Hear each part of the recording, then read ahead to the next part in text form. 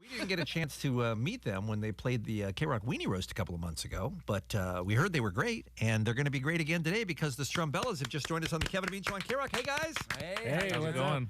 Thank you so much for being here. So in studio right now, we have Simon, we have David, we have John, and then Izzy, Daryl, and Jeremy are down the hall in the Red Bull Sound Space, and all 6 of you will be performing live for us in just a few minutes, as I understand. That's right. Yeah. All right. Fantastic. Well, tell us about the Strumbellas. We as I mentioned, we haven't had a chance to meet you before. You guys have been together, what, about 8 years? Yeah. We've been together for 8 years. We started on an ad on Craigslist. And Sweet. Yeah, and we just, we're really good looking, and we're from Canada. Has it been easy going, or has it been a struggle the last 8 years? As you look back on it now, how has the journey seemed to you? At the start, I can speak for myself. When you're in a band, you're starting. You think you're gonna get famous like the next day. So you're like, oh, we play this show. It's a showcase. There's gonna be some famous record producer there, and then boom, the millions come in. But it's not really like that. So Wait, it's not like that? Yeah, I mean, no. I definitely don't think when we were playing those farmers markets, I was like, No. oh man, tomorrow it's just all coming. Now, I want to talk about that because you guys played the Toronto Farmers Market a lot, apparently. Oh yeah. Yeah. There's a couple around the city. Yeah. And people in general, when they're at a farmer's market, do not pay attention to the band, right? They just walk by, they may glance your way. Well, they're there for the fruits and vegetables. We actually had a guy walk by with a jar of pickles and go, "This is great pickle buying music," as he walked by. That is quite a great quote for your album. Whoa. Yeah. Oh yeah. Right? That's pretty it was sweet. awesome. That had to get annoying. Well, sort of, but I thought that the record producer would be there. Oh, you so thought it he would was be at worth the it. farmer's market. And Okay. I thought he'd just be getting his vegetables, and Because they got to eat, right? Yeah, they totally. love radishes. Rick you know. Rubin eats, doesn't Yeah. he? Oh yeah. Sure he does. Yeah, definitely. So what was the journey like to finally get hooked up enough to be able to make a record and have a manager and make a living doing music? Because that's a tough transition to go from your day job to what you really want to do, which is being a band. Totally, and we're dreamers, and we just kind of kept doing it. And you're right, the journey is incredibly hard, and most specifically after our second record. This is way after we thought we'd be famous by then. And Well, you thought you'd be famous after your first show. yeah, basically. Yeah. So we're 2 records deep, 5 Right. years on the road, and we decide to try to go into the United States. And everybody back home was like, dudes, I'm telling you right now, the United States is so hard to break into. Don't do it. Okay, wait, let me just ask a question. So you're a band for 5 years, you're in Canada. Yep. And during none of that 5 years, did you think, hey, we should try to break into the United States? No, we were just trying to. Well, we do like one-off shows. Yeah, very like, small amount. Yeah, yeah. I mean, everybody, sort of tries north of the border, but it's more difficult than you'd expect. That border, it's for real, for some reason. I don't know why. Right. And so we finally did. Like we said, okay, we're going to do a tour in the States. So Right. we did a monster tour. We went all the way down to like Florida, all the way across to California, all the way up. And it Okay, was like but a 6-week let me tour. stop you right there. Yeah. No one knew who you were, though, right? Nobody knew who we Okay. were. We played for so many empty bars and strip malls Oh, man. and coffee shops, and there was 3 people there, and I was ready to quit. I was done. I was like, there's no point if we're not gonna grow out of Canada, because we wanted to be a worldwide band. So that was like the lowest point of the band for me personally, and then I don't know what happened. We just kind of like, all right, well, let's throw together a record. Well, One more try. it's your dedication, I think. No, this time everything's throwing it come together. Yeah, rolling. the 3rd record's the one. Yeah.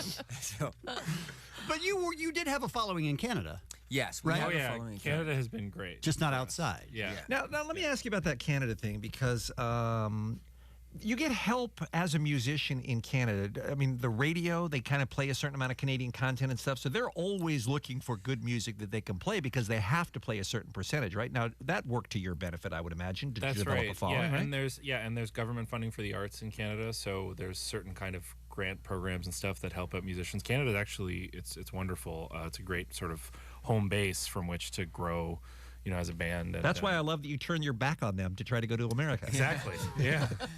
And play to Poo-pooed empty, Canada. and Yeah. play to empty bars. Yeah. Exactly. Now, I haven't heard the first 2 records, but they were very folk rock, as I understand, compared to the sound that we know you from this Hope album.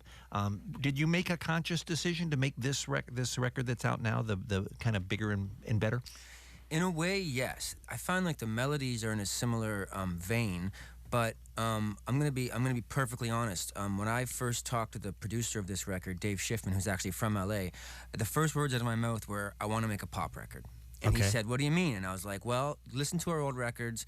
Tell me if you like the melodies, because I have more melodies, but I want to make a pop record." So that's what we set out to do. And then once we got in the studio and made the record, and like the old Strumbellas kind of came in, for me it was kind of like a failed pop record.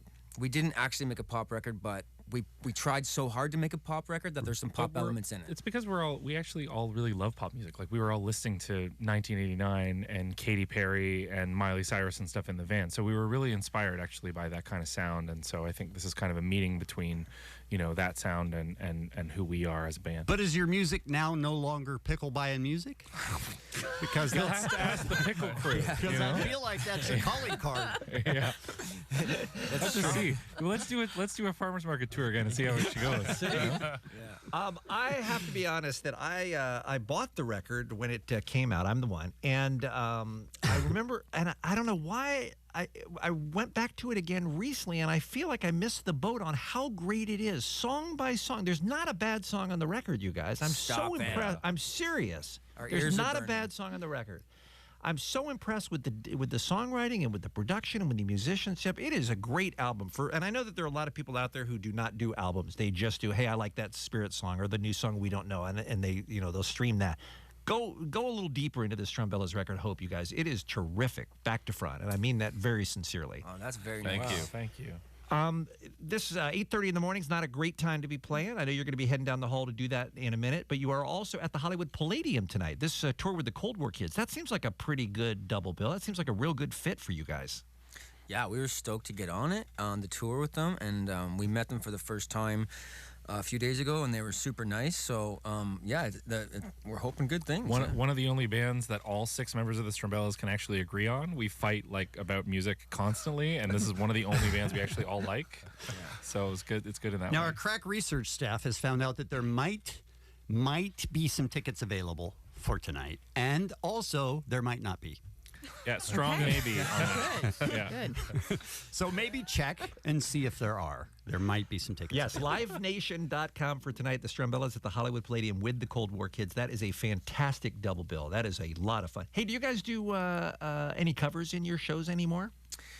We used to do a lot of covers because we'd play like 3-hour sets at farmers markets and weddings and stuff. But there was a bit of a fight because I could never remember the lyrics.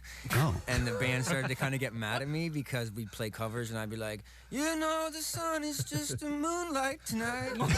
And just make up stuff. And so the band was like, I don't know if we can keep bashing these band songs. So we actually don't play any covers anymore. Really? So if you don't write it, you don't know it. What was your go-to? What was your big closer? The one where you started to lose everybody? Oh, got to go to this one because this is going to nail it. Yeah, Modest Mouse, Float On. All right. Okay, that was the one we'd always play and get everybody to sing along, and it was really fun. And it's too bad we don't play it anymore. Yeah, but it was still awkward. Never learned the lyrics. Yeah, the lyrics there's a lot of lyrics. Yeah, like Simon kept singing. He would just call it "Float Up," and then it was really awkward. I crashed my car into a cop car. That's pretty good. That was right? good. That was nailed. All right. Well, listen, we have to take a very quick break so that the boys can wander down the hall to the Red Bull Sound Space at KROQ. We are on Facebook Live right now, by the way, all over the world. Thank you for everybody that's tuning in for that. And everybody's going to be able to see the performance live as well. So we'll take a quick break, come back with the Strumbellas right here on the world-famous KROQ.